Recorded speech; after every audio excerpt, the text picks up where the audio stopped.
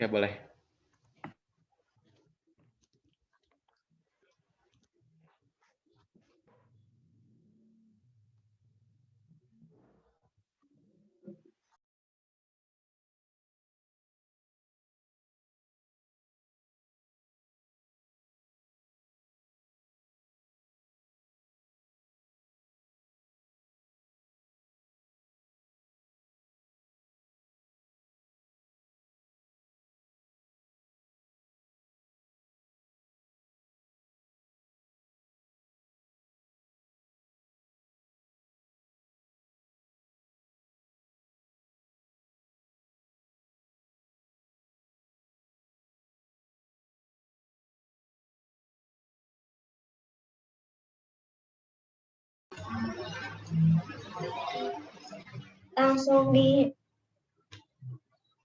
Langsung dimulai ya? Ya, mulai aja. Jelas nggak ini suaraku? Jelas, jelas.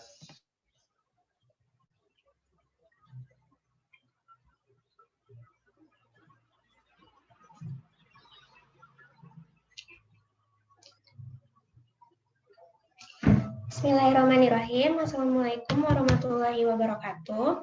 Selamat siang semuanya. Bagaimana kabarnya hari ini? Semoga masih sehat selalu ya, dan pastinya semoga selalu di rumah aja. Sebelumnya perkenalkan, saya Najla Andini Saputro dari Fakultas Kedokteran Gigi Universitas Padjadjaran sebagai moderator berlangsungnya acara sharing session pada siang hari ini. Sebelumnya saya ucapkan selamat datang bagi para pembelajar sejati, sebuah kehormatan dan kebanggaan bisa membersamai teman-teman pada acara sharing session pada siang hari ini. Saya ucapkan banyak terima kasih pada teman-teman yang sudah meluangkan waktunya untuk mengikuti acara sharing session hari ini. Maka dari itu, semoga tujuan dan harapan teman-teman dalam mengikuti sharing session hari ini dimudahkan dan tercapai tujuannya. Sebelum acara ini dimulai, saya persilahkan sambutan dari founder Start Now IDN. Oke, baik. Terima kasih banyak Najla sebagai moderator hari ini atas kesempatannya. Assalamualaikum warahmatullahi wabarakatuh. Selamat siang teman-teman semuanya. Senang banget hari ini bisa ketemu sama Teh Lia, Duta Baca Jawa Barat tahun 2021. Ketemu juga sama Najla, moderator keren dari startnow.idn. Dan senang juga nih bisa ketemu lagi di agenda sharing session setelah lama kita tidak menyelenggarakan, bisa ketemu juga sama peserta yang antusiasmenya luar biasa. Alhamdulillah hari ini terdapat sekitar 600-an peserta yang mendaftar, dan terima kasih banyak aku ucapkan kepada semuanya yang telah mendaftarkan diri pada seminar hari ini. Startnow.idn ini merupakan platform yang memang sengaja dibuat untuk menunjang soft skill kepemudaan melalui literasi dan juga kesehatan, di mana literasi dan kesehatan ini merupakan dua aspek yang tidak bisa dipisahkan antara satu dengan yang lain karena merupakan satu kesatuan, sehingga dua hal ini harus dimiliki oleh pemuda karena pemuda yang sehat tentu tercipta dari literasi yang kuat juga. Oleh karena itu hari ini kita akan mendengarkan materi yang sangat luar biasa mengenai urgensi literasi dalam pendidikan. Tentunya banyak juga pendaftar yang sekarang ini mahasiswa yang pastinya dalam proses pendidikannya memerlukan yang namanya literasi. Karena tanpa literasi, fondasi kita tidak akan kuat dalam menempuh pendidikan yang kokoh. Oleh karena itu, mari mulai dari sekarang kita tingkatkan literasi kita untuk memperkuat fondasi, untuk menyiapkan diri membangun bangunan yang kokoh dalam menunjang pendidikan kita dan juga dalam menyiapkan diri kita dalam menghadapi masa yang akan datang. Mungkin itu aja dari saya. Terima kasih banyak. Semangat terus dalam menyimak materinya. Wassalamualaikum warahmatullahi wabarakatuh.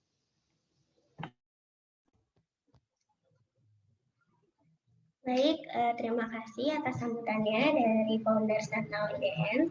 Jadi, komunitas Start Now IDN itu apa sih? Komunitas Start Now IDN ini merupakan sebuah komunitas yang bergerak melalui platform untuk memberikan perubahan melalui mimpi-mimpi yang ingin dicapai oleh masyarakat. Start Now IDN ini bergerak untuk meningkatkan motivasi dan membantu memberikan wawasan lebih luas untuk mencapai mimpi tersebut. Karena melalui tagline berani bermimpi, maka kita akan berani untuk memulai. Sebelumnya saya akan menjelaskan dulu ya mengenai seminar pada hari ini. Jadi sharing session hari ini adalah bertemakan urgensi literasi dalam mengembangkan pendidikan. Seperti yang tadi sudah disampaikan oleh founder Startnow IDN, menurut saya juga literasi dalam mengembangkan pendidikan itu tentunya adalah suatu hal yang sangat mempengaruhi ke arah mana pendidikan tersebut akan berkembang. Jadi pendidikan dan literasi menurut saya adalah hal yang berjalan bersamaan, karena dengan itu kita akan mengetahui bagaimana pendidikan semestinya harus berjalan dan dikembangkan. Baik, peraturan dari sharing session pada hari ini. Yang pertama adalah peserta diharapkan mengikuti rangkaian acara dengan tertib, kemudian peserta diharapkan menjawab sapaan atau pertanyaan dari MC ataupun moderator. Kemudian ketika pemateri memasuki grup, maka peserta diharapkan kondusif. Kemudian di akhir penjelasan materi akan dibuka sesi tanya jawab.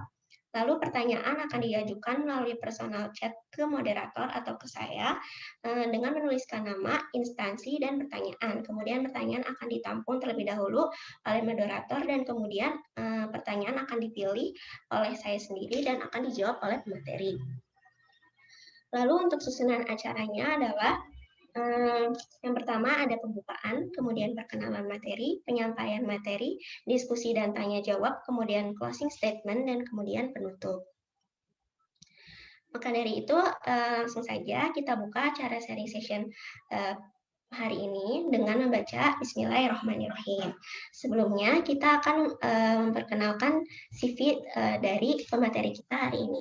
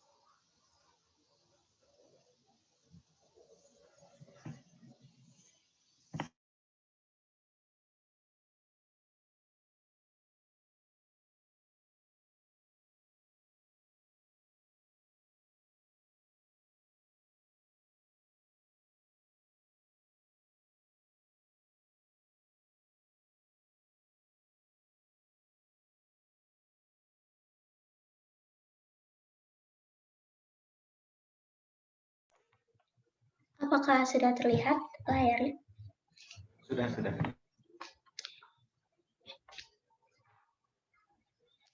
Jadi untuk materi kita hari ini adalah Lia Sylvia Dewi dari Kabupaten Sumedang, yang dimana pengalaman organisasinya adalah di PMR SMPN 1 Tanjung Sari tahun 2014 atau 2015 sebagai komandan, kemudian ada sebagai OSIS SMAN Tanjung Sari tahun 2017 atau 2018 sebagai wakil ketua umum, kemudian jurnalistik SMAN 1 Tanjung Sari tahun 2017 sampai 2019 sebagai pengurus, dan kemudian mengikuti PMR kembali pada tahun 2017 hingga 2019 di Divisi Pertolongan Pertama, lalu sebagai Himpunan Mahasiswa Pendidikan Bahasa dan Sastra Indonesia dari tahun 2019 hingga sekarang sebagai anggota pengembangan keterampilan diri, kemudian mengikuti komunitas Yakin Bisa 2020 sebagai HRD, dan UKM Lembaga Penelitian dan Penalaran Mahasiswa tahun 2020 sampai sekarang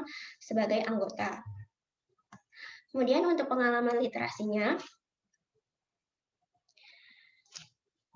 Taman Baca Masyarakat Bina Kreasi Muda tahun 2017 hingga sekarang sebagai relawan, kemudian program literasi Taman Baca Masyarakat Bina Kreasi Muda tahun 2017 sampai 2018 sebagai penggagas dan pelaksana, lalu program Literasi Duta Bahasa Jawa Barat tahun 2017 sebagai relawan pengajar, kemudian platform daring edukasi bahasa Indonesia @akubahasa.id tahun 2020 hingga sekarang sebagai redaksi media sosial dan penulis artikel, kemudian literasi anak website penulis cilik Indonesia tahun 2020 hingga sekarang sebagai penulis cerita anak, lalu workshop musikalisasi puisi Himpunan Mahasiswa Pendidikan Bahasa dan Sastra Indonesia tahun 2019 sebagai pembawa acara, kemudian bincang daring Smart Friend Community tahun 2020 sebagai pembicara, lalu webinar refleksi bulan bahasa dari Lembaga Kajian dan Penalaran Bahasa Semarang tahun 2020 sebagai pembicara, lalu kelas menulis Arsa Cipta Karya tahun 2020 sebagai pembicara, pembekalan menulis esai Hima Sastra Asia tahun 2020 sebagai moderator, dan sosialisasi penyebaran paham bahasa PAP Hima Sastra Asia tahun 2021 sebagai pembicara.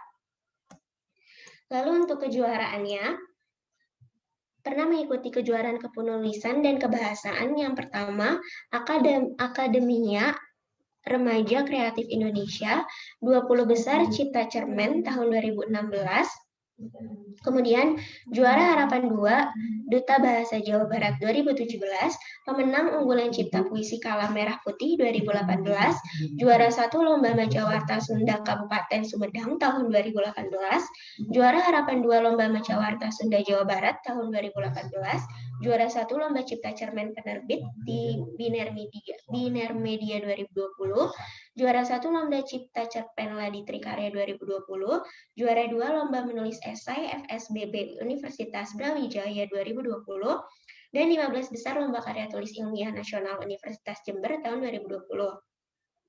Kemudian untuk kegiatan yang pernah dilakukan oleh Kak Lia Sylvia Dewi ini, ada sebagai delegasi Jawa Barat dalam Jambore Pelajar Teladan Bangsa Maarif Institute 2017, semifinalis Olimpiade Fisikologi Universitas Erlangga se-Jawa Barat Bali 2017, 10 besar Duta Anak Kabupaten Sumedang 2018, finalis 10 besar Duta Percaya Diri Remaja Dove Self Improvement 2018, juara 5 Lomba Video Opini Nasional BEM IAIS Sambas Kalimantan 2020. Kemudian untuk penghargaannya ada sebagai Award Jabar Future Leader Scholarship 2020, dan penelitian yang dilakukannya pernah PKN Terapi Literasi Kesehatan 2021, dan pengabdiannya pelatihan evaluasi pembelajaran Bahasa Indonesia dan Sastra Indonesia untuk Guru MAN se-Jawa Barat 2021 sebagai anggota tim. Sekian CV dari pemateri kita hari ini. Maka dari itu tidak berlama-lama lagi, langsung saja kita mulai materinya. Kepada Kak Lia Sylvia Dewi dipersilahkan.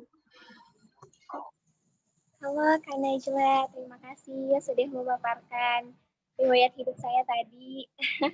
Jadi senang sekali. Kak Najla, terima kasih ya. Iya, terima kasih kembali. Ya, mungkin bisa kita mulai saja langsung ya Teh ya ke pemateriannya. Ya, baik. Akan saya share screen terlebih dahulu. Ya, baik Teh.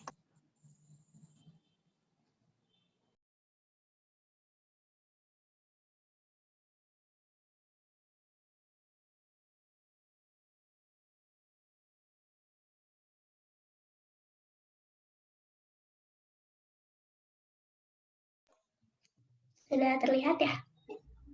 Sudah.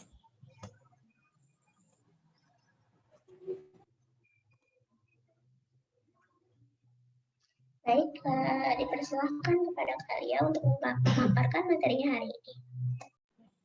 Boleh ke salin dia sebelumnya dulu Teh?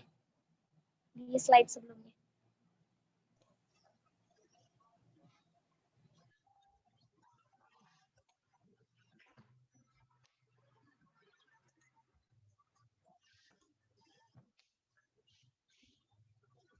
Ya, baik. Terima kasih kepada Teh Najla yang sudah mempersilahkan saya untuk mengisi kegiatan pada hari ini. Senang sekali bisa bertemu Teh Najla, Kang Rohman, dan teman-teman semua dalam webinar ini ya, webinar tentang literasi dan pendidikan pada hari ini. Nah, kebetulan saya diamanahi tahun ini menjadi Duta Baca Jawa Barat tahun 2021, menjadi juara pertama, dan tadi CV yang dibacakan oleh Teh Najla merupakan CV yang saya kirimkan saat proses seleksi administrasi, teman-teman. Gitu. Itu adalah beberapa riwayat program literasi, edukasi, dan juga beberapa kegiatan yang pernah saya lakukan sebelumnya. Nah, saat ini saya akan memaparkan materi mengenai literasi dalam pengembangan dunia pendidikan. Bagaimana urgensi literasi ini atau pentingnya literasi ini harus hadir dalam memajukan konteks pendidikan di Indonesia. Karena kita tahu bahwa pendidikan sendiri senantiasa berkembang sesuai dengan zaman untuk memenuhi kebutuhan manusia terkait intelektual, kognitif, psikologi, budaya, dan lain sebagainya. Nah, saya mengutip pendapat dari Profesor Hamid Darmadi dalam bukunya Pengantar Pendidikan Era Globalisasi. Teman-teman mungkin bisa mencari bukunya juga di beberapa perpustakaan digital, platform baca digital yang legal, atau bisa mencarinya juga di toko buku dan perpustakaan. Nah, beliau mengemukakan bahwa ilmu pendidikan dalam konteks era globalisasi atau konteks era saat ini yang maju zamannya adalah sekumpulan ilmu pengetahuan yang tersusun secara sistematis yang memiliki metode-metode tertentu yang ilmiah. Dan ini itu fungsinya untuk pertama menyelidiki, menginvestigasi, merenungkan gejala-gejala untuk mencapai kedewasaan dalam rangka mempersiapkan generasi milenial yang berguna, bermanfaat, dan berdasar pada Pancasila serta Undang-Undang 1945. Jadi kita bisa melihat nih, kenapa sih ilmu pendidikan dan pendidikan saat ini begitu penting gitu ya di era globalisasi seperti ini.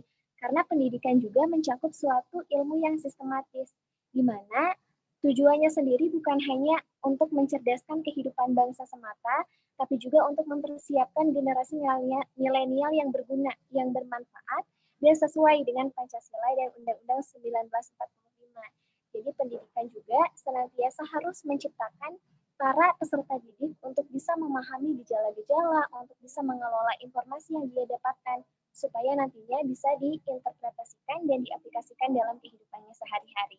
Boleh dilanjut, Teh?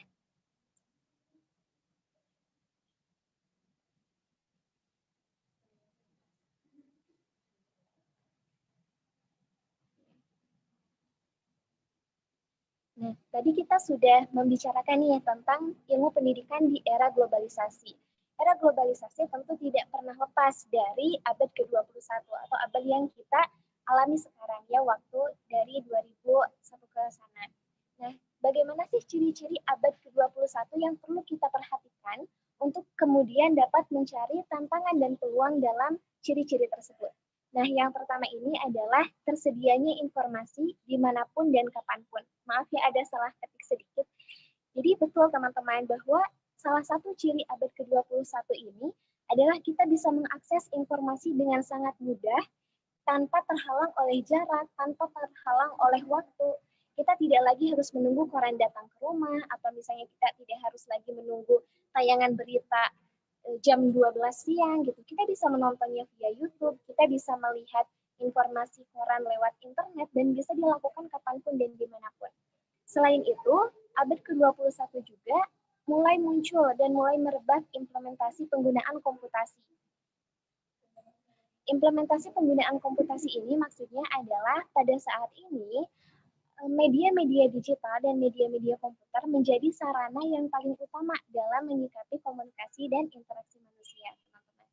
Nah, setelah itu, kita juga akan mampu menjangkau segala pekerjaan secara otomatisasi.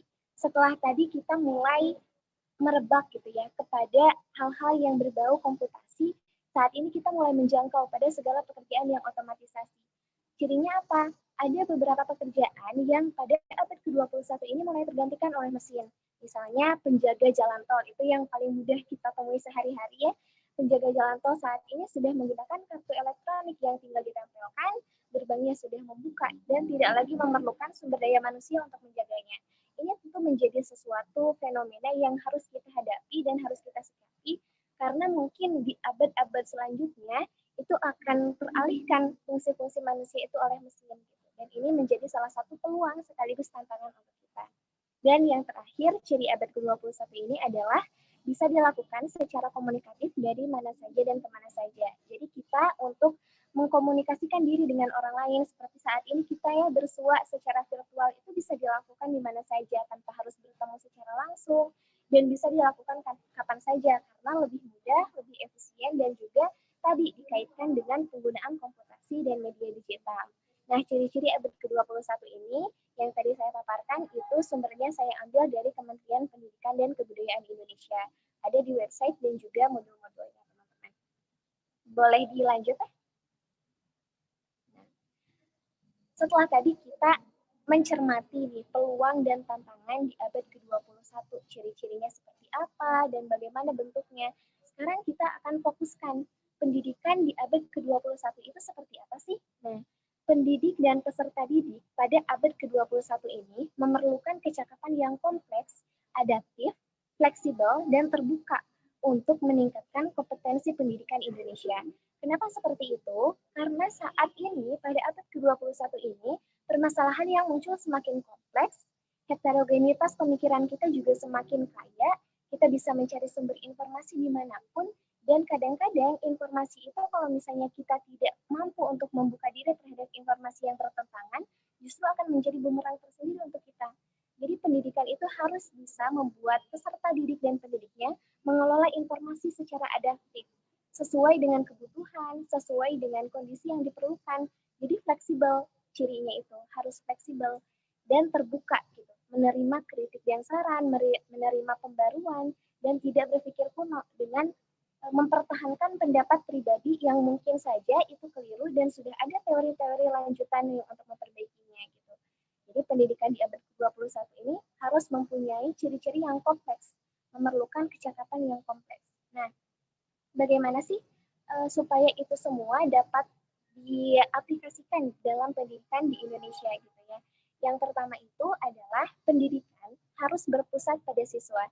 Saat ini kebetulan saya juga kuliah di jurusan pendidikan, yaitu pendidikan bahasa dan sastra Indonesia, jadi sedikit banyak juga saya sudah mulai menyelami berbagai macam hal-hal terkait pendidikan, di mana pada saat ini untuk rancangan pembelajarannya sendiri atau RPP-nya sendiri, kompetensi dasar itu subjeknya harus peserta didik, teman-teman, bukan pendidik lagi. Jadi misalnya, peserta didik memahami informasi mengenai cerita pendek, bukan lagi pendidik mengajarkan cerita pendek kepada peserta didiknya. Bukan lagi seperti itu, tapi kompetensi dasar dari RPP-nya sendiri itu sudah berpusat kepada siswa. Jadi segala macam proses pembelajaran itu harus kita arahkan kepada siswa. Kenapa? Agar siswa itu mampu mencari dan mengelola informasi dengan guru sebagai mediatornya. Jadi guru itu tidak hanya berfungsi sebagai pengajar lagi nih sekarang, tapi juga sebagai partner, sebagai sahabat, sebagai mediator untuk para peserta didik mencapai informasi yang lebih terbuka. Karena kalau misalnya kita terpusat ke pendidik, barangkali pendidikan hanya satu, sedangkan peserta didiknya banyak. Mungkin saja pemikirannya nanti jadi kaku, hanya mengarah ke satu orang. Tapi kalau misalnya kita mengarah ke peserta didik, kita akan membuka inovasi dan gagasan mereka seluas-luasnya supaya mereka bisa juga memaparkan apa yang mereka ingin paparkan dan apa yang ingin mereka gagas. Selanjutnya adalah penggunaan media dan bahan ajar yang lebih kompleks dan terpadu. Jadi pada saat ini, guru tidak hanya semata-mata mengajar di depan kelas, ceramah, tanya jawab, tapi juga perlu melakukan inovasi-inovasi ini, teman-teman. Salah satunya adalah dengan menggunakan media. Nah, pengelolaan dan kecakapan dalam mengelola media juga itu merupakan salah satu aspek yang diperhatikan dalam literasi. Mungkin nanti akan kita bahas di topik selanjutnya ya. Nah, di sini guru itu harus mampu memilah dan memilih informasi bahan ajar yang sesuai dengan karakteristik dan kebutuhan siswa. Karena apa? Karena mungkin kebutuhan siswa di daerah pesisir dengan kebutuhan siswa di daerah pegunungan, pengalaman peserta didik di daerah pesisir dan pengalaman peserta didik di daerah pegunungan itu berbeda. Jadi guru itu harus bisa menempatkan sumber bahan ajar yang sesuai dengan kebutuhan dan kondisi peserta didik agar sejalan dan juga dapat dimanfaatkan oleh peserta didik dalam kehidupannya sehari-hari. Dan yang terakhir adalah kebutuhan dunia harus bisa dipersiapkan oleh pendidikan. Kita tahu bahwa saat ini dunia itu sudah kaya sekali dengan media digital, seolah-olah manusia itu sudah tidak lagi dibutuhkan banyak ya untuk bekerja. Kita tahu bahwa angka pengangguran di angka strata 1 dan lulusan SMA itu begitu banyak, teman-teman ya.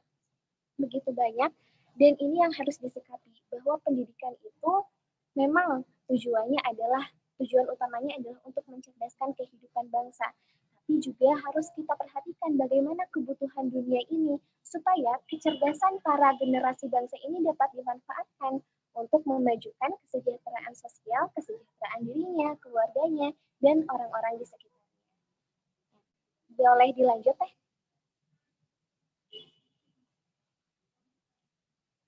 Oke.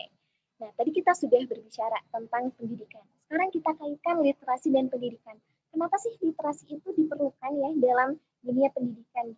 Sebetulnya tadi ketika kita melihat bagaimana sih pendidikan di abad ke-21, kebutuhannya seperti apa, pasti akan langsung terpikirkan, oh iya, ada banyak sekali topik-topik yang selaras dengan apa yang diperhatikan oleh literasi itu sendiri. Nah, kemampuan literasi ini memang sangat diperlukan dalam konteks pendidikan. Bisa untuk menjadi landasan, bisa untuk menjadi pelaksanaan, pengembangan, atau bahkan tindak lanjut dari segala proses pembelajaran. Literasi ini merupakan kemahiran dalam memahami, mengelola, dan menyentuh nilai-nilai esensial dalam berbagai aspek kehidupan.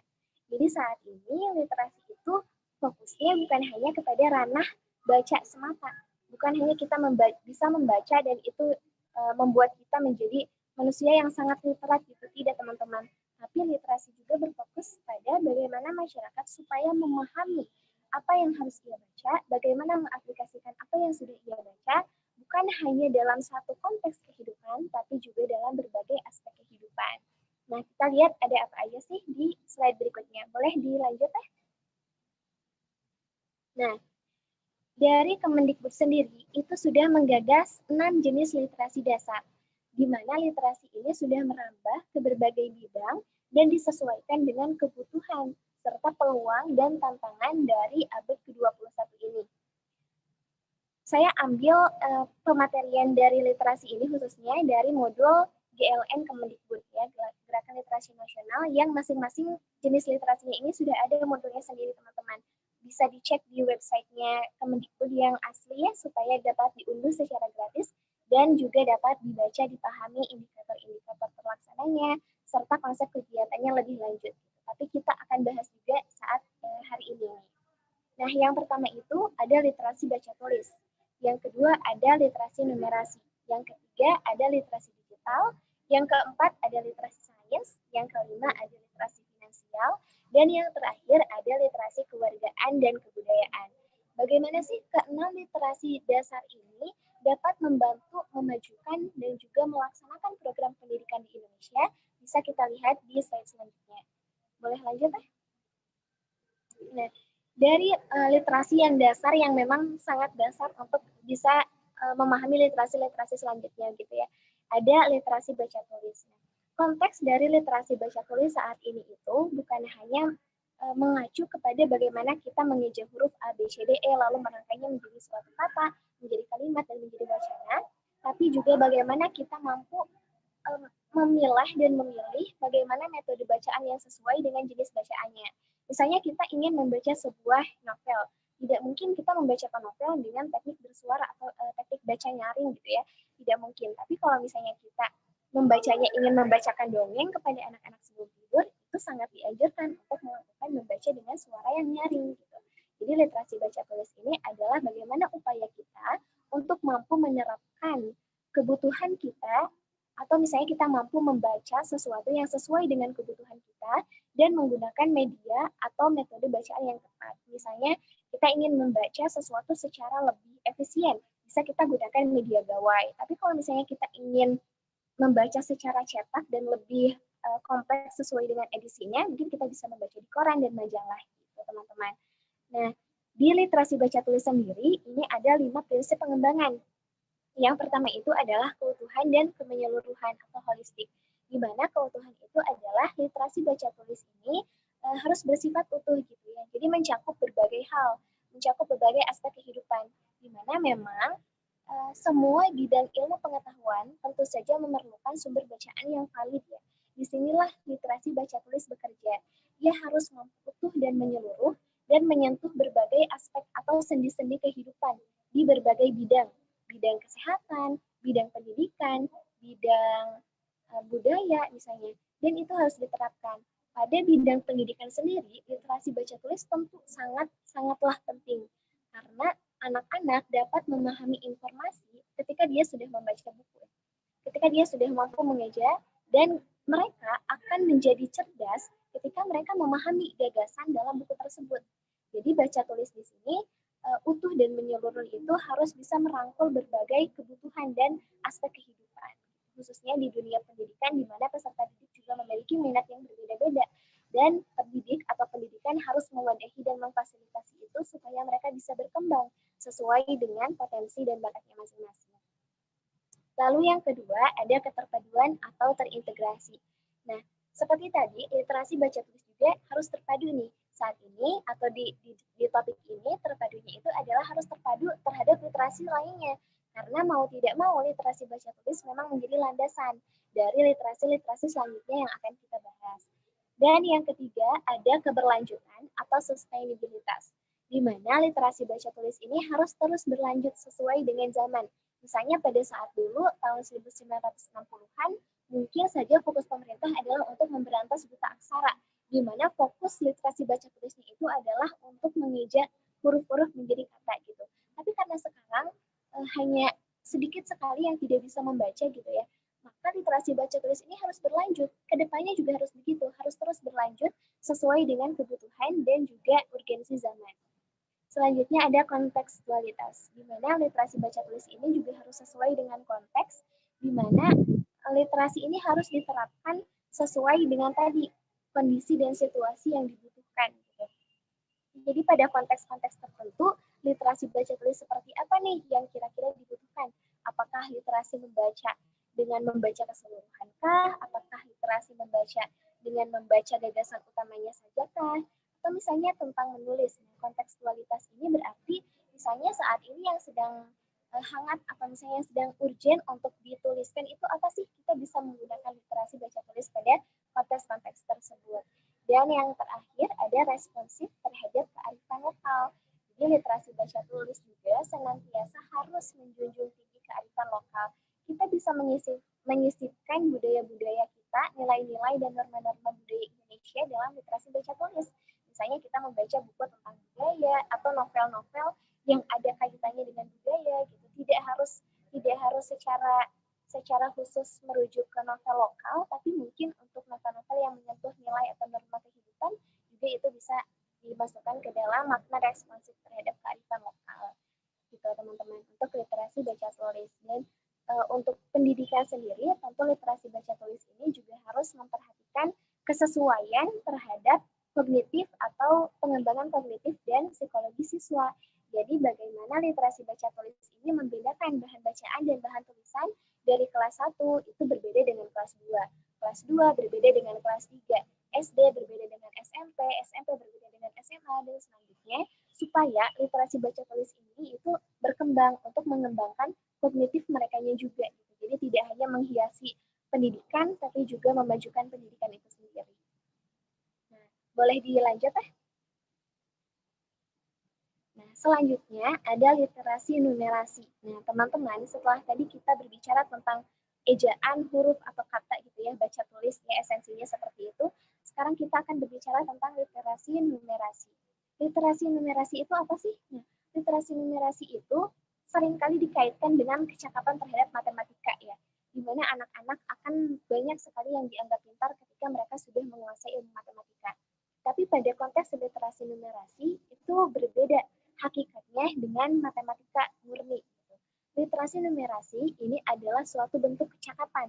Kecakapan yang seperti apa sih? Yang pertama adalah kecakapan untuk menggunakan berbagai macam angka dan simbol terkait matematika dasar untuk memecahkan masalah praktis sehari-hari. Misalnya seperti apa? Literasi numerasi ini sangat penting ketika saat ini lebaran, banyak diskon 20%. Nah, diharapkan masyarakat itu bisa melihat kalau harganya 90.000, diskon 20%, jadinya berapa ya? Nanti yang harus saya bayar, apakah cukup dengan uang yang saya miliki? Gitu. Mudahnya seperti itu gitu ya, literasi numerasi itu. Dan yang kedua adalah menganalisis informasi yang ditampilkan dalam berbagai bentuk, itu data, grafik, tabel dan sebagainya gitu ya, lalu diinterpretasikan dalam penganalisisan guna mencari kesimpulan dan mengambil keputusan. Misalnya seperti apa? Literasi numerasi ini sangat penting dipaparkan atau diberdayakan di era masyarakat digital ini pada saat pandemi seperti ini. Ketika kita melihat data grafik dari COVID-19, otomatis kita harus mengetahui nih, kalau misalnya datanya ada lambang naik seperti ini, berarti datanya itu naik. Ciri-cirinya apa ya kalau misalnya pasiennya naik? Oh, berarti ciri-cirinya adalah sudah banyak yang terpapar. Atau apa sih yang harus kita lakukan ketika data atau grafik dari pasien COVID-19 itu naik? Yang pertama adalah harus menjaga kesehatan, menjaga jarak, mencuci tangan dengan rajin, memakan makanan yang sehat, minum nutrisi, vitamin C, dan lain sebagainya. Dan itu sangat diperlukan gitu. Bukan hanya dalam konteks grafik, tapi juga tabel. Misalnya di era pendidikan gitu ya, seorang pendidik itu harus bisa menilai performansi peserta didik itu dalam bentuk tabel sikap, misalnya seperti itu. Dan itu juga harus dipahami oleh siswa. Kalau misalnya siswa tidak paham, bagaimana membaca satu tabel, atau misalnya satu tabel dengan tabel yang lain itu bagaimana, mereka tidak akan paham maksud dari penilaian itu. Ada angka A, oh ini angka A, angka A-nya di mana ya? Kan nanti mereka bingung mana yang harus mereka perbaiki, mana yang tidak bisa mana yang bisa mereka perbaiki dan mana yang harus mereka tingkatkan, itu harus mereka pahami dalam bentuk-bentuk tabel atau grafik seperti itu. Tentunya juga ini sangat berkaitan dengan buku ajar ya, buku ajar sekarang juga harus mengoptimalkan ilustrasi, jadi mereka juga harus bisa membaca berbagai macam perhitungan dalam bentuk data, grafik, tabel, dan lain sebagainya. Dan itu ada dalam literasi numerasi. Oleh sebab itu, ruang lingkup dari literasi numerasi sendiri ada 4 nih teman-teman. Yang pertama ada bilangan, tentu saja ya bilangan. Yang kedua ada geometri dan pengukuran. Lalu ada pengolahan data. Dan yang terakhir ada operasi dan perhitungan. Di mana keempat ruang lingkup ini harus bisa digunakan dan diaplikasikan minimal sesederhana mungkin dalam kehidupan mereka sehari-hari. Tidak usah jauh-jauh lah, misalnya untuk ketika mereka ingin belanja gitu ya. Mereka harus menggunakan operasi dan perhitungan yang tepat. Jangan sampai mereka mudah dibohongi karena mereka tidak melek dengan literasi numerasi. Dan juga terkait pengolahan data gitu. Bagaimana cara mereka untuk mengolah data, untuk memahami soal-soal yang ada datanya dan bisa menjawabnya dengan benar, untuk bisa merangkum sesuatu, untuk bisa menyimpulkan segala bentuk kejadian dan bahan ajar yang mereka baca, itu jelas harus menggunakan literasi numerasi yang tepat. Gitu. Selanjutnya, Pak. Nah, sekarang ada literasi digital. Tadi sudah ada literasi baca tulis, literasi numerasi, dan sekarang literasi yang sangat-sangat dibutuhkan pada masa ini ya, literasi digital. Tentu saja literasi digital ini merupakan suatu hal yang menjawab keresahan berbagai pihak terhadap munculnya media-media sekarang ya, media konvergensi media seperti televisi, radio digital, dan lain-lain. Entah itu ada juga media sosial, website, dan lain-lain gitu. Literasi digital itu berusaha untuk menjawab keresahan dengan sesuatu yang bisa membuat digital itu memiliki kecakapan khusus, sehingga tidak bisa disalahgunakan oleh para penggunanya, khususnya para peserta didik nih. Kebetulan kan peserta didik usianya itu usia-usia yang sedang berambisi ya, usia-usia yang sangat ingin mencari tahu segala sesuatu, usia-usia yang keras kepala, dan tentunya wadah dari media sosial dan media digital ini itu memperluas jangkauan mereka. Sehingga kalau mereka tidak dibekali kontrolisasi yang tepat, mereka akan kehilangan arah, mengambang, dan mungkin bisa saja tersesat di dunia maya yang begitu gampang gitu ya, begitu tidak ada landasan utamanya. Dan itu harus pendidik siapkan supaya pendidikan ini juga bisa menjangkau kehidupan mereka bukan hanya di dunia nyata, tapi juga di dunia maya. Nah, menurut Douglas, ada 8 elemen esensial untuk mengembangkan literasi digital, dan sekaligus ini juga dapat dikembangkan untuk pendidikan saat ini. Yang pertama ada kultural, di mana kultural sendiri itu adalah menempatkan literasi digital sesuai dengan kesiapan atau kultur masyarakatnya itu. Mau tidak mau kita harus menyadari bahwa kultur masyarakat Indonesia adalah kultur timur, di mana sangat menjunjung tinggi adat sopan santun, gotong royong, ya, ramah tamah, dan lain-lain. Jadi literasi digital itu adalah bagaimana caranya supaya para peserta didik dan masyarakat menggunakan media digital tanpa harus mengikis nilai-nilai kultural yang mereka punya. Jadi sopan santun itu, gotong royong itu tetap bisa kita aplikasikan melalui media digital dengan literasi digital, yaitu bagaimana kita memahami potensi dari budaya-budaya dan nilai-nilai dari budaya itu sendiri untuk digunakan dalam media sosial atau media digital. Misalnya, kita terkenal sebagai suatu masyarakat yang ramah tamah gitu ya. Nah, bagaimana sih supaya nilai kultural ramah tamah itu digunakan dalam media digital? Nah, bisa kita gunakan untuk mengomentari orang lain di media sosial, itu menggunakan bahasa yang santun, kalau mengkritik dengan kritikan yang jelas, dengan solusi yang tepat, tidak menghina orang lain sembarangan, tidak berkata yang provokasi dan menimbulkan isu sara gitu ya. Karena jelas saja kalau misalnya kita tidak menguasai literasi digital, kita akan mudah terbawa arus, kita bisa saja menyebarkan isu-isu nilai-nilai atau informasi kultural yang menjelekkan budaya lain, kita juga bisa terprovokasi lalu membalas menjelek-jelekan budaya lain, itu sangat tidak sesuai dengan kultur kita gitu ya. Nah, lalu literasi digital juga harus bisa melihat budaya masyarakat di berbagai geografis gitu ya. Kalau misalnya di pegunungan, tadi di pesisir, kebutuhannya seperti apa sih? Literasi digital itu mengupayakan agar media digital bisa membantu untuk menghidupi masyarakat dan peserta didik di sana sesuai dengan konteks kehidupan yang mereka punya. Dan selanjutnya, yang kedua ada kognitif. Tentu saja, literasi digital harus bisa mengarahkan peserta didik untuk menambah wawasan, untuk menambah informasi, untuk menambah intelektualitas, dengan cara mencari berbagai macam sumber bacaan yang valid. Jadi literasi digital itu sekaligus memuat literasi informasi dan literasi media. Jadi bagaimana supaya peserta didik ini dapat memilih media yang tepat, dapat memilih informasi yang tepat, serta memilah mana sih yang harus mereka terima, mana yang mereka harus tolak, mana yang mereka bisa aplikasikan, mana yang harus mereka simpan sendirian. Yang ketiga, ada konstruktif. Jadi literasi digital itu harus bisa membangun potensi dan juga membangun kesejahteraan dari peserta didik dan masyarakat. Literasi digital itu harus senantiasa mengkonstruksi, entah itu mengkonstruksi pemahaman peserta didik, mengkonstruksi kehidupannya supaya lebih terarah dan lebih sesuai dengan zaman, tapi juga bisa terus menempa diri untuk meningkatkan potensinya, atau kepada masyarakat juga membangun suatu inovasi-inovasi dan gagasan-gagasan supaya digital ini juga bisa membantu kesejahteraan mereka. Yang keempat, ada komunikatif. Literasi digital juga harus mewadahi interaksi masyarakat, sehingga komunikatif di sini itu bukan hanya sebatas berbalas pesan, tapi juga menukarkan ide atau pendapat untuk berkolaborasi membuat sesuatu yang mungkin berdampak kepada masyarakat, untuk seperti kita saat ini berkomunikasi, untuk meningkatkan wawasan, meningkatkan ilmu pengetahuan, menambah relasi, dan sebagainya. Literasi digital harus mewadahi itu agar peserta didik pada wilayah pendidikan gitu ya, agar peserta didik itu tidak hanya terpaku pemikirannya kepada daerahnya saja. Mereka bisa berkomunikasi dengan peserta didik di luar kota, di luar daerah, bahkan di luar negeri untuk bertukar gagasan. Jadi mereka nanti punya ide yang lebih kreatif. Sebagai suatu calon penerus bangsa, mereka sudah punya bekal nih untuk melihat sesuatu yang potensial dan juga berhak dicontoh dari relasi mereka dengan orang lain melalui komunikasi di literasi digital. Gitu. Lalu yang kelima, ada kepercayaan diri. Literasi digital itu harus bisa meningkatkan kepercayaan diri.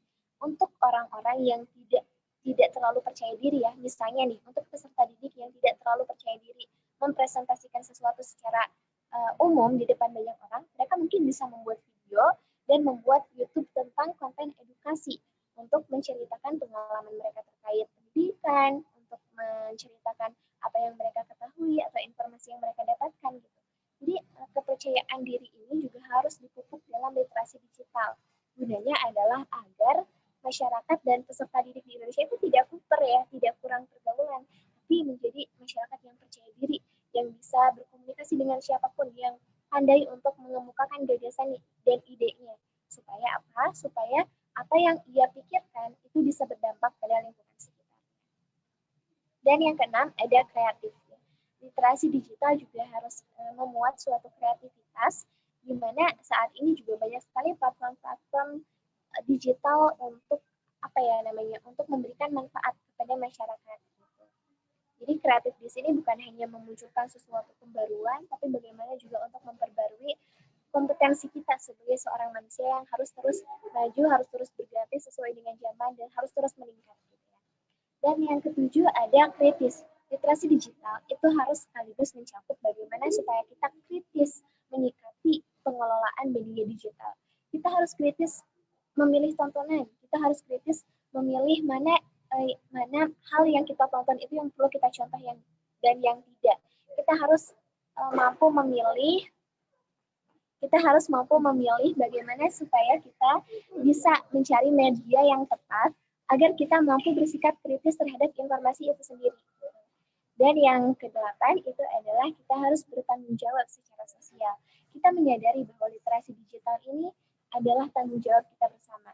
Kita tidak bisa mencela diri kita sendiri dengan berkomentar buruk di media sosial, dengan menghina orang lain secara digital, gitu ya, dengan menghack orang lain misalnya dan mencemarkan nama baiknya secara digital. Kita tidak bisa seperti itu karena dalam literasi digital kita juga punya bertanggung jawab secara utuh secara sosial. Dan ini sangat penting sekali untuk kita beritahukan kepada para peserta didik untuk kita terapkan dalam pendidikan, karena kalau tidak seperti itu, esensi bahwa masyarakat Indonesia itu adalah netizen paling tidak sopan di Asia Tenggara dan di dunia itu bisa hilang. Karena peserta didiklah, generasi muda lah yang bisa menggerakkan hal itu. Karena mereka adalah pengguna terbanyak media sosial dan platform digital secara keseluruhan di Indonesia itu ada di usia produktif. Jadi pendidikan juga harus mampu mencapai anak-anak supaya dapat memanfaatkan dan mengelola media digitalnya dengan baik. Selanjutnya,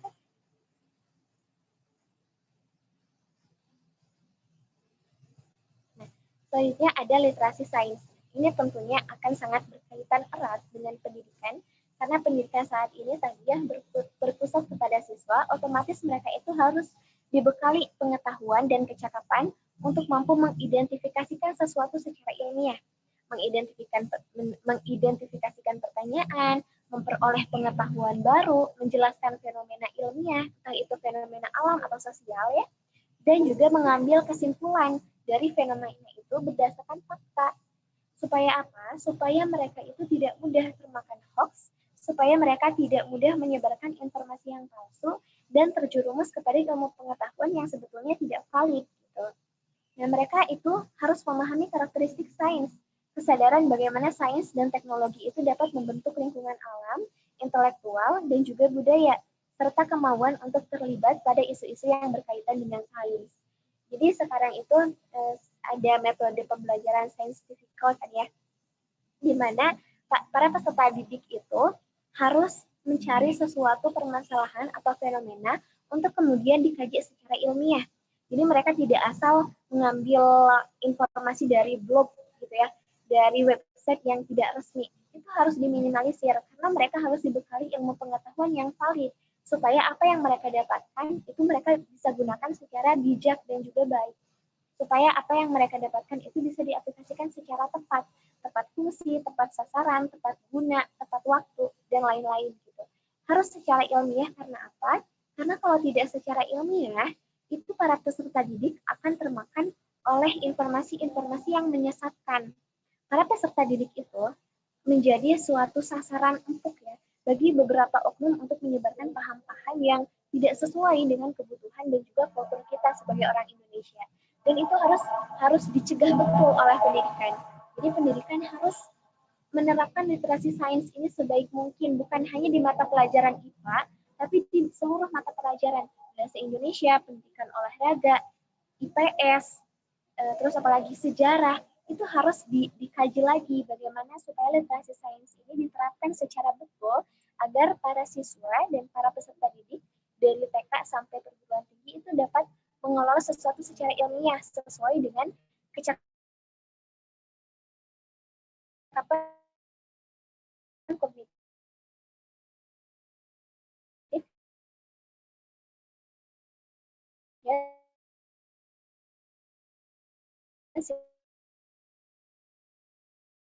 psikologi mereka.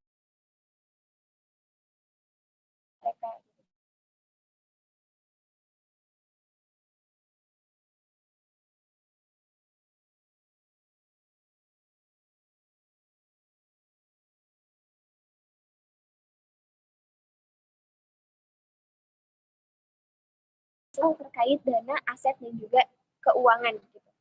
Di sekolah sendiri kan kita sudah kenal yang namanya koperasi. Tapi bagaimana sih supaya koperasi itu tidak hanya jadi akses jual beli semata, tapi menjadi suatu pembelajaran bagi siswa, dan itu bisa digunakan dengan literasi finansial. Bagaimana sih ruang lingkup literasi finansial itu? Nah, literasi finansial itu pada pengertiannya juga harus mencakup pengertian transaksi ekonomi dan beragam jenis praktiknya.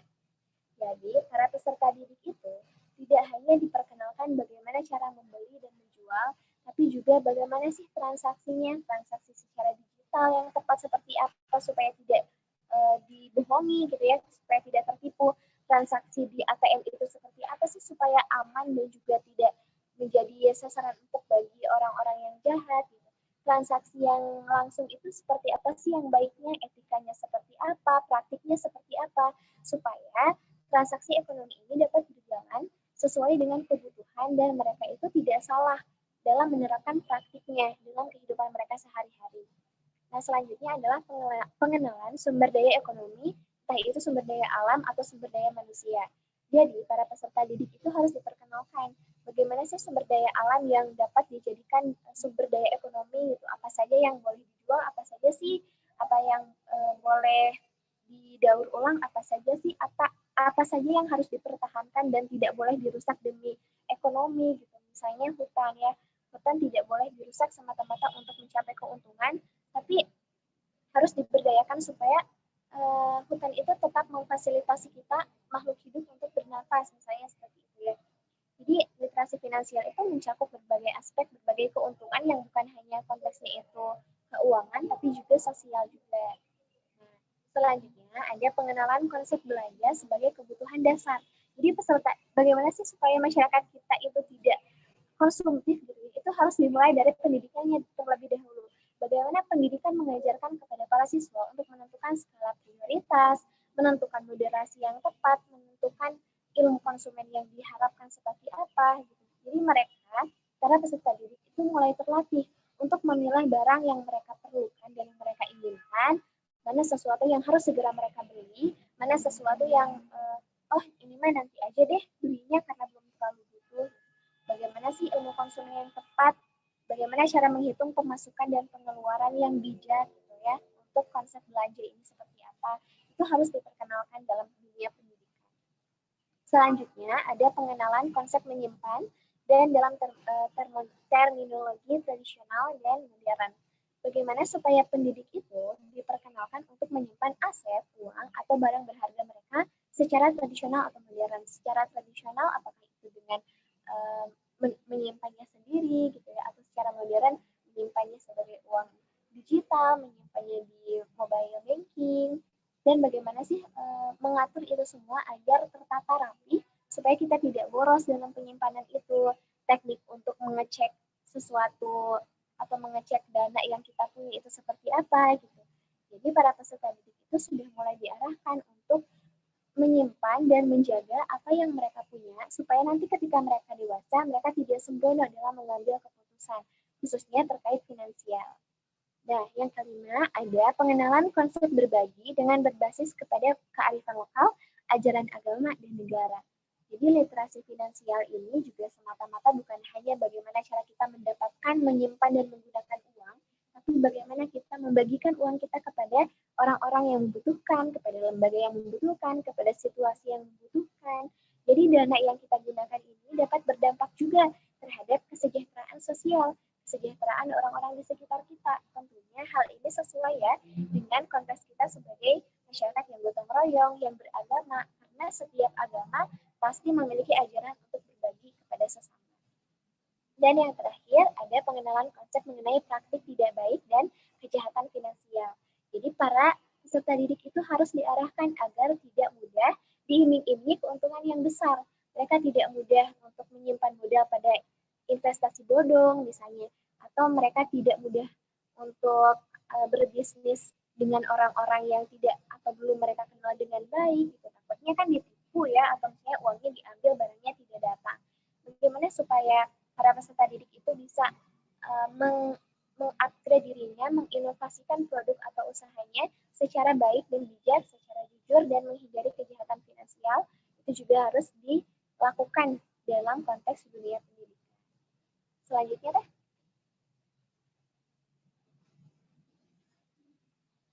Nah, ini harusnya literasi kewargaan dan kebudayaan ya, mungkin ada salah ketik. Nah, ini yang terakhir ada literasi kewargaan dan kebudayaan. Tentunya pada era pendidikan saat ini, kewargaan dan kebudayaan harus sangat dilekatkan, karena kalau tidak, para pendidik dan peserta didik itu bisa kehilangan arah untuk mengajarkan norma-norma sosial, sehingga para peserta didik nantinya akan merasa kehilangan jati diri mereka sebagai bangsa Indonesia yang berbudaya, yang bertoleransi, dan yang memiliki nilai-nilai yang bijak gitu ya dalam kehidupan. Bagaimana sih prinsip dasar literasi kewargaan dan kebudayaan yang dapat diterapkan dalam ranah pendidikan? Yang pertama itu adalah budaya dijadikan sebagai alam pikir melalui bahasa dan perilaku.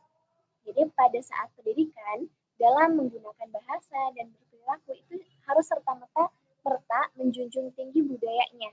Misalnya kita menggunakan bahasa yang sopan santun, atau kalau boleh bisa kita gunakan bahasa daerah. Kita berperilaku sesuai dengan norma-norma yang kita punya. Misalnya di Jawa dan Sunda itu menunjuk dengan jempol gitu ya, dan lain sebagainya. Lalu yang kedua, ada kesenian sebagai produk budaya. Nah, tentunya peserta didik ya ada mata pelajaran seni budaya nih. Bagaimana supaya seni budaya itu bukan hanya jadi ajang hiburan semata, tapi juga untuk memproduksi budaya-budaya dan juga intensitas atau atensi mereka, para peserta didik terhadap budaya. Sehingga mereka bisa melihat budaya kita itu keren loh, karena kita diajarkan untuk menghargai budaya kita, untuk bekerja, untuk bermain dengan budaya kita sendiri itu secara inovatif dan kreatif. Dan itu harus diarahkan dengan betul oleh pendidikan. Nah, yang ketiga itu ada kewargaan yang multikultural dan partisipatif. Jadi pada literasi kewargaan dan kebudayaan ini, bagaimana caranya supaya peserta didik menyadari bahwa mereka hidup di negara yang multikultural, di negara yang heterogen budayanya. Jadi mereka bisa saling bertoleransi, bisa saling menghargai satu sama lain, serta berpartisipasi aktif dalam setiap kolaborasi dan juga event-event atau kegiatan-kegiatan kebudayaan. Gitu ya. Nah, yang selanjutnya ada nasionalisme. Tentunya ini harus dipupuk betul-betul dalam sistem pendidikan di Indonesia agar para peserta didik itu gunanya untuk peserta didik mencapai kecerdasan itu adalah untuk meningkatkan nasionalisme atau meningkatkan kemajuan nasional supaya apa yang mereka punya itu bisa berdampak baik kepada bangsa dan kepada negara ini. Lalu yang kelima ada inklusivitas, yaitu harus terinklusi secara sosial. Bagaimana literasi kewargaan dan kebudayaan ini diterapkan secara betul dalam konteks ranah sosialisasi masyarakat dan interaksinya. Dan yang keenam adalah pengalaman langsung. Jadi literasi kewargaan dan kebudayaan itu harus memberikan pengalaman langsung kepada para peserta didik. Bagaimana sih budaya di sini?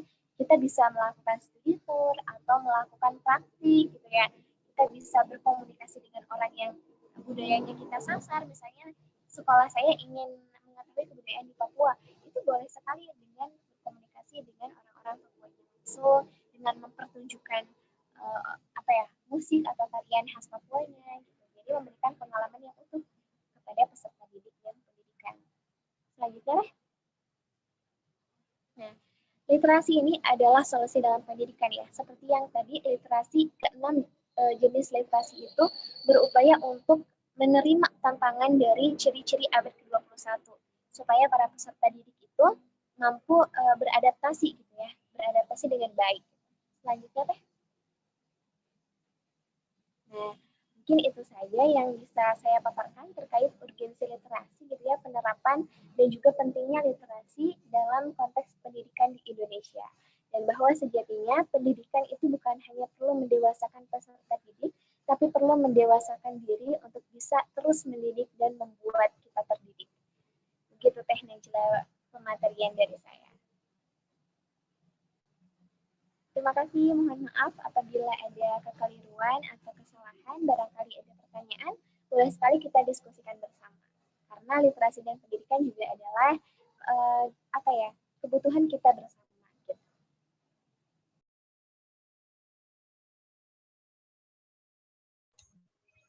Baik, terima kasih banyak Kalia atas pemaparan materinya yang begitu bermanfaat tentunya ya. Jadi tadi dari yang sudah saya dengarkan juga bahwa literasi itu tadi ada 6 kelompok, ada 6 literasi, yaitu yang pertama ada baca tulis, numerasi, digital, sains, finansial, kewarganegaraan, serta kebudayaan. Dan di akhir kesimpulannya adalah literasi merupakan solusi dalam pendidikan, seperti itu ya Teh Lia. Baik, langsung saja kita akan masuk ke sesi tanya jawab. Untuk sesi selanjutnya ini merupakan sesi tanya jawab yang pertama akan dibuka untuk 3 pertanyaan terlebih dahulu, yang dikirimkan melalui saya dengan format nama, instansi, dan pertanyaannya.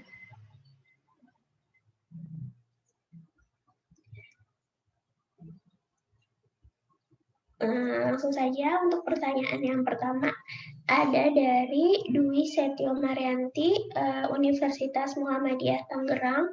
Pertanyaannya, dengan melihat mirisnya pendidikan saat ini dalam pembelajaran daring, khususnya anak sekolah dasar yang lebih candu terhadap gadget daripada membaca buku untuk menambah wawasan, untuk itu bagaimana cara mengatasi rendahnya literasi anak didik dan urgensi kebijakan inovatif seperti apa yang harus dilakukan agar anak didik memiliki minat untuk membaca? Boleh dijawab, Teh. Baik, terima kasih Teh Dwi ya atas pertanyaannya. Ya memang betul bahwa tantangan pendidikan saat ini juga adalah berkaitan dengan pembelajaran jarak jauh ya.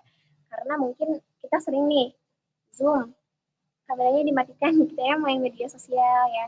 Apalagi anak-anak yang memang atensinya itu adalah untuk bermain. Ketika mereka tidak punya wadah untuk berinteraksi dan bermain dengan lingkungannya, mereka akan mencari wadah lain, yaitu dengan bermain video game, gitu ya. Video permainan di gawai atau komputernya masing-masing. Nah, bagaimana sih menyikapi hal itu? Yang pertama, tentunya kita harus gunakan dengan betul literasi digital. Kita mungkin tidak harus selalu mengarahkan anak untuk langsung membaca buku gitu ya. Kita bisa memilih video game mana sih yang bermanfaat yang bisa mereka mainkan di media sosial, di game, di gawai atau di komputernya. Supaya ketika mereka bermain video game, itu mereka tidak hanya terhibur tapi teredukasi juga gitu. Nah, yang kedua, ketika mereka misalnya sudah memiliki rasa keingin-tahuan yang besar untuk mencari sesuatu, kita bisa arahkan untuk mereka membaca perpustakaan digital. Sekarang sudah banyak ya perpustakaan digital yang bisa diakses secara gratis melalui gawai atau komputer. Salah satunya adalah Candil nih. Candil itu bukan makanan ya teman-teman, maaf ini belum buka tapi sudah membicarakan nama makanan. Candil ini adalah singkatan atau akronim dari Macadina Digital Library.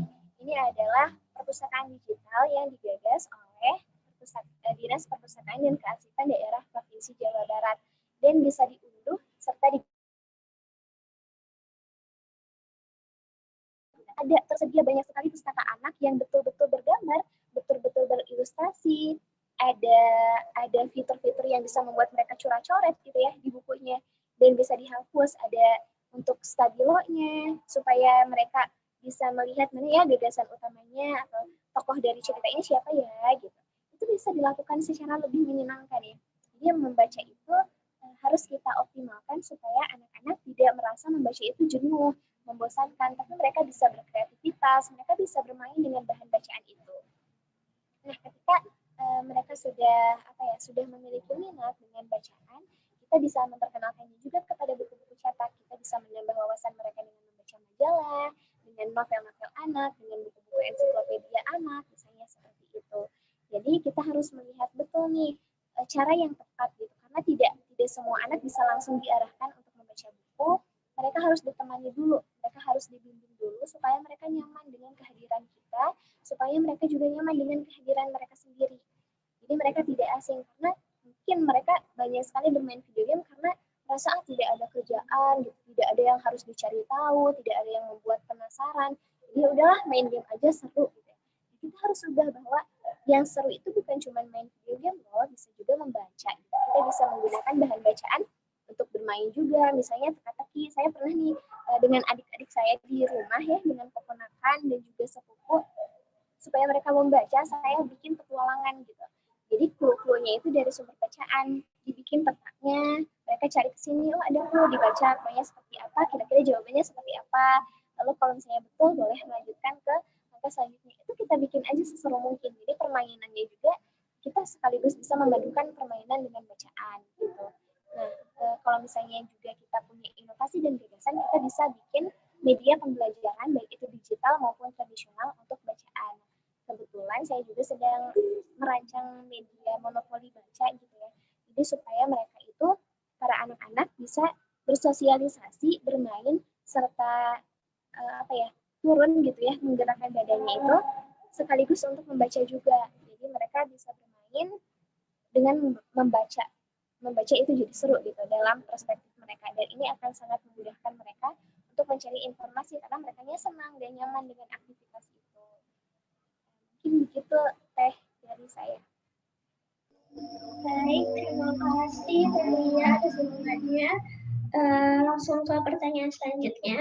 Ada dari Mariati Sofia, asalnya dari STKIP PGRI Banjarmasin. Pertanyaannya, dalam literasi pendidikan, apakah ada cara khusus dan tips untuk memberikan literasi pendidikan yang menyenangkan dan ceria, namun tetap memberikan wawasan ilmu pengetahuan? Ya, terima kasih atas pertanyaannya. Ya, betul ya bahwa literasi pendidikan itu kan memang harus disesuaikan dengan kondisi kognitif dan psikologi dari peserta didik itu sendiri. Bagaimana sih supaya literasi pendidikan terkait dengan literasi pendidikan mungkin adalah pertama itu bisa mengacu pada bagaimana pengelolaan pendidikan gitu ya. Literasi pendidikan, bagaimana memahami tujuan pendidikan, pengelolaannya, proses pembelajaran dan evaluasinya, tindak lanjutnya seperti apa. Atau bisa juga terkait literasi-literasi yang bisa diterapkan dalam pendidikan gitu. Seperti tadi ada literasi baca tulis, literasi numerasi, literasi digital, dan lain-lain. Nah, bagaimana sih supaya literasi pendidikan itu bisa digunakan dan dioptimalkan dengan lebih ceria dan lebih menyenangkan? Itu yang pertama, kita harus melihat dulu kondisi dan situasi dari peserta didiknya. Ini berkaitan dengan perkembangan kognitif dan psikologinya, bahwa anak-anak usia PAUD atau TK tentu memiliki atensi berbeda dengan anak-anak usia SD. Ketika anak-anak usia PAUD, mereka lebih senang untuk bergerak secara motorik. Itu secara teoritisnya, meskipun setiap anak berbeda-beda, tapi secara penelitian dan garis besarnya itu seperti itu. Anak-anak di usia balita atau misalnya PAUD sampai TK itu lebih senang untuk bergerak. Bagaimana supaya bisa literasi pendidikan itu bisa menjadi lebih ceria? Ya menggunakan konteks-konteks yang bisa membuat anak-anak bergerak, misalnya nyanyi sambil menari gitu ya, dengan nyanyian-nyanyian atau tarian daerah atau nyanyian-nyanyian edukasi, nyanyian-nyanyian anak yang membangkitkan semangat mereka. Gitu. Bisa dimulai dari sana. Atau misalnya bermain tebak-tebakan huruf misalnya, atau bermain apa lagi ya, olahraga gitu. Saya pernah nih baca buku. Di sana itu ada teknik-teknik pendidikan untuk anak-anak di pedalaman. Karena anak-anak di pedalaman itu ya, maksudnya adalah anak-anak yang tinggal di pedesaan, yang cukup terisolir dari dunia luar, mereka kan terbiasa bergerak. Jadi mereka tidak bisa diam gitu. Tidak bisa diam di satu tempat dalam waktu yang lama. Jadi si guru dalam novel itu membuat suatu metode yang membuat anak-anak itu bisa bergerak sekaligus belajar. Yang pertama adalah permainan dengan lari estafet, tapi lari estafetnya itu baru bisa lari ketika sudah menjawab pertanyaan. Kayak gitu. Pertanyaannya juga kan ada konteks membacanya ya, ada konteks berliterasi ini juga. Kayak gitu. Kalau pertanyaannya pertanyaan tentang fenomena sosial atau fenomena alam, itu juga ada kaitannya dengan literasi sains. Kalau pertanyaannya matematika, ada kaitannya juga dengan literasi numerasi gitu. Jadi kita bisa padukan berbagai jenis literasi dalam dunia pendidikan dengan teknik yang lebih ceria dan menyenangkan seperti itu. Kalau misalnya untuk anak-anak usia SMP misalnya, mereka kan sedang masa-masa puber ya, sedang masa-masa nakal-nakalnya lah istilah anak SMP itu. Bagaimana sih supaya membaca itu lebih menyenangkan? Kita arahkan agar anak-anak membaca dan menulis itu untuk mengekspresikan dirinya. Mereka membaca sesuatu yang sesuai dengan kehidupannya. Mereka menulis bisa menggunakan teknik menulis ekspresif juga gitu ya.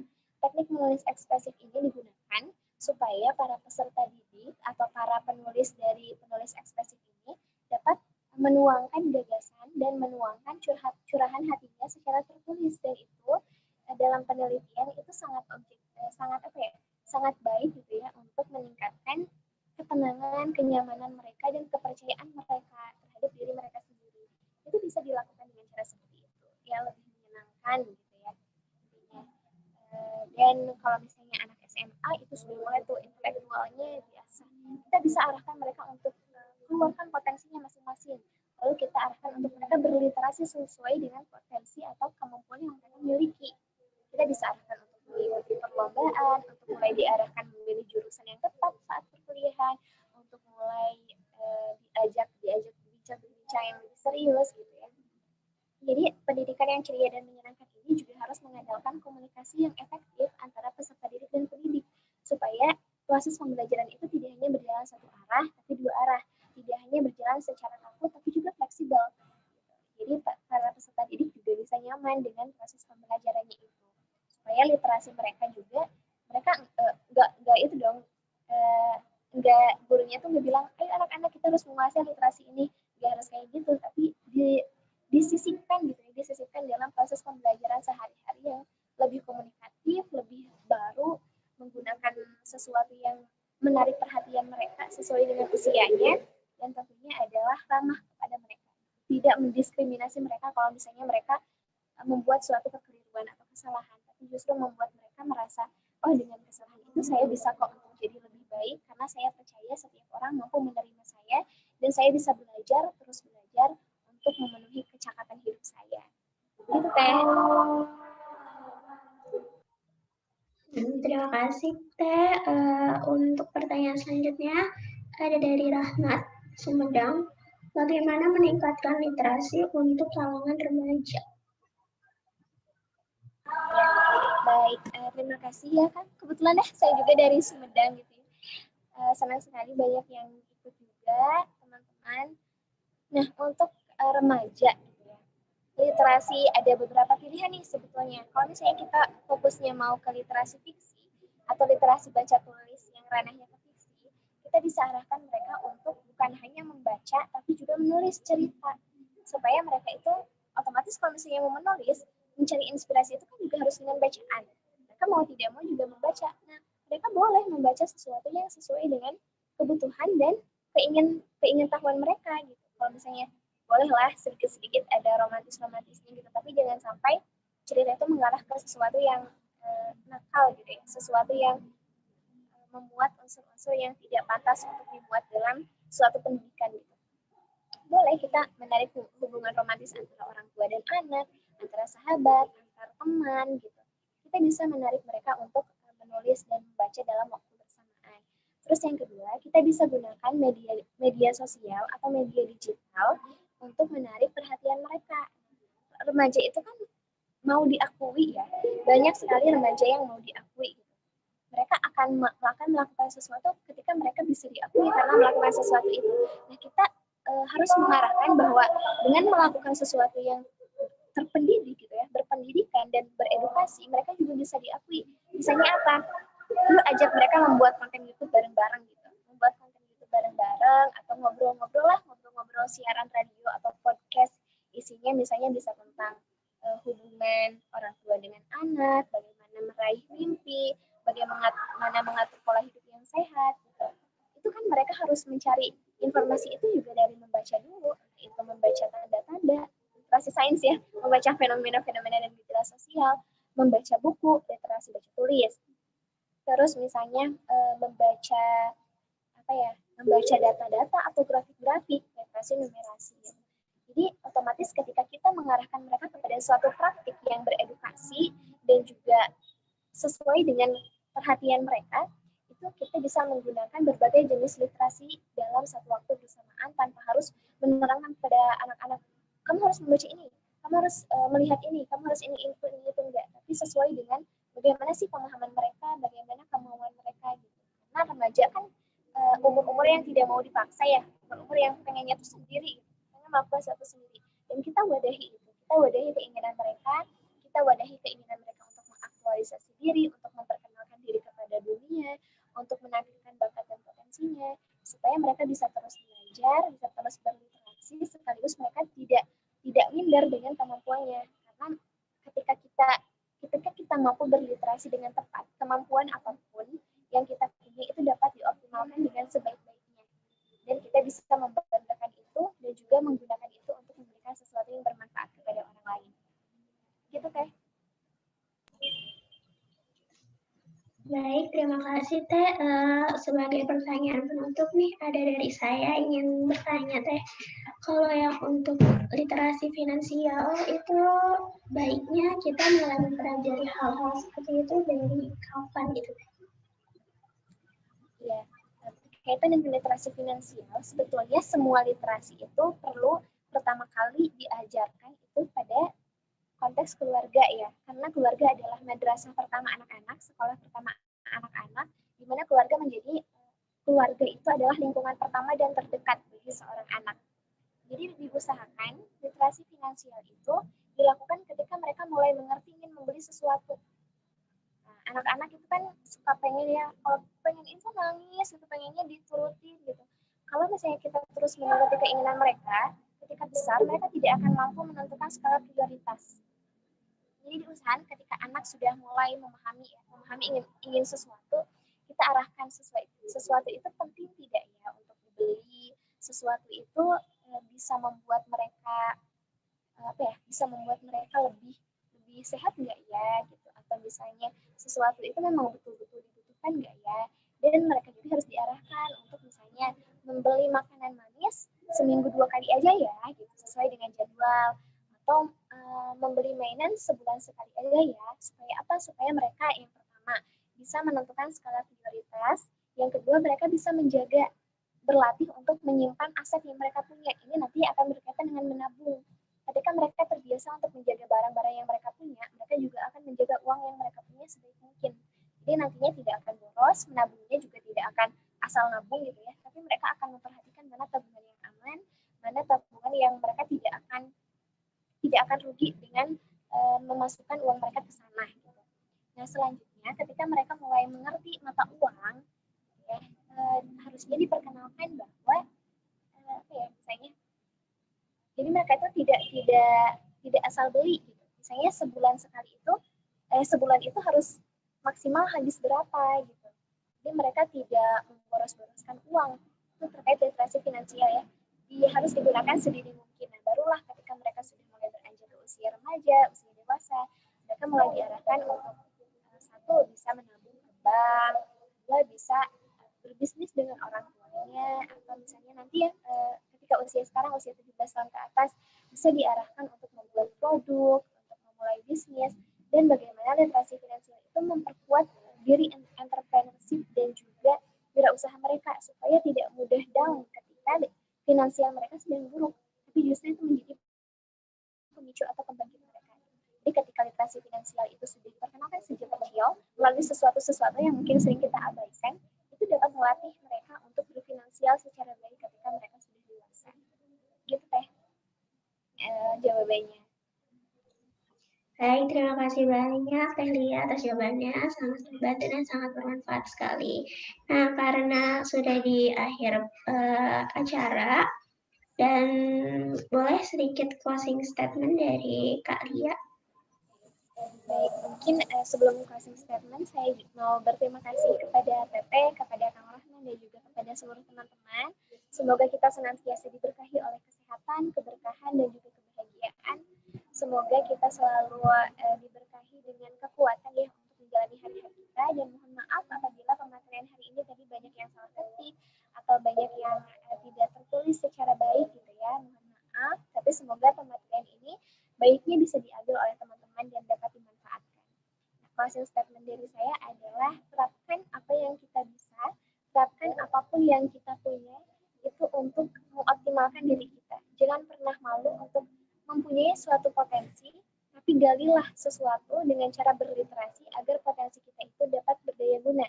Sehingga kita bukan hanya menjadi orang yang terdidik, tapi juga mampu mengembangkan intelektualitas kita kepada masyarakat luas sehingga dapat berdampak dan berguna bagi mereka. Begitu Teh, terima kasih. Baik, terima kasih banyak Kalia atas materinya, atas segala penjelasan dari pertanyaan-pertanyaannya, sangat bermanfaat sekali untuk kita semua. Dan karena berakhirnya acara ini, saya berterima kasih banyak kepada kalian tentunya sebagai pemateri hari ini dan kepada seluruh peserta yang telah menyempatkan waktunya untuk hadir dalam acara sharing session pada hari ini. Dan saya mohon maaf apabila saya dalam menjadi moderator hari ini kurang membantu dengan kurang baik ataupun ada kata-kata dan yang tidak sopan dan tidak pantas. Saya meminta maaf. Maka dari itu saya akan pamit undur diri. Terima kasih kembali atas kalian dan seluruh peserta. Dan untuk sertifikat nanti akan diberikan link evaluasi pada pukul 8 besok.